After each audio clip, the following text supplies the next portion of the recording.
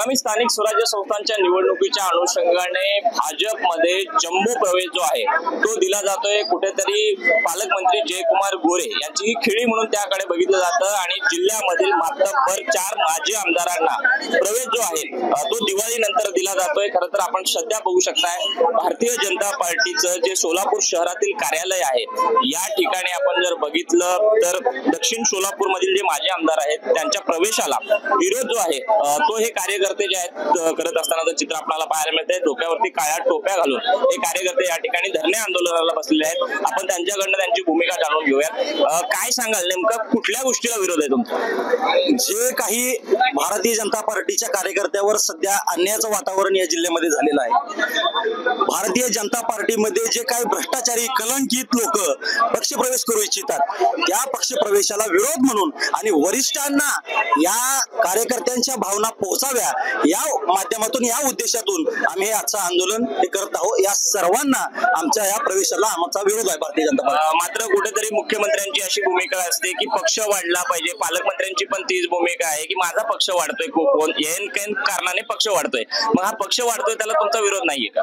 पक्ष कुठल्या पद्धतीने वाढावा याला काहीतरी नीतिमूल्य असतात आणि आमच्या देवेंद्रजींचे असतील किंवा जे काही आमचे वरिष्ठ असतील त्यांच्या भूमिकेला विरोध नाही, तर त्यांना ग्राउंडची परिस्थिती समजून सांगावी।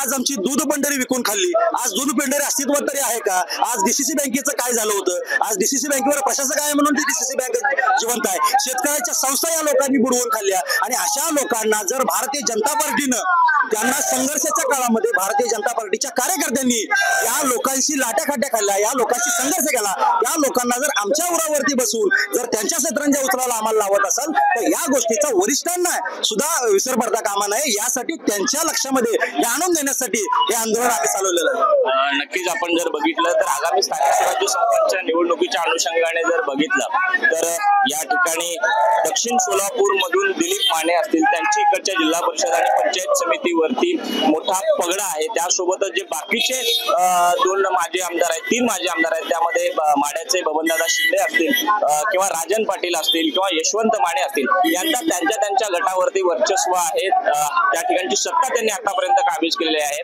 आणि त्या अनुषंगाने मुख्यमंत्र्यांच्या माध्यमातून पालकमंत्र्यांनी जी भूमिका घेतली आहे त्याला कुठेतरी विरोध जो आहे तो या कार्यकर्त्यांनी करत असल्याचं एकूण चित्र पाहायला मिळते आणि जो मुख्यमंत्र्यांचा जो विचार आहे त्याला तीव्र विरोध हे निष्ठावंत कार्यकर्ते करतात। त्यामुळे भाजपमध्ये उभी फूट पडल्याचं एकूणच चित्र आपल्याला पाहायला मिळते आणि मुख्यमंत्र्यांच्या खिळीला भाजपमधूनच आता विरोध होत असल्याचं एकूणच चित्र सोलापूर मधील भाजपमध्ये आपल्याला सध्या पाहायला मिळतंय।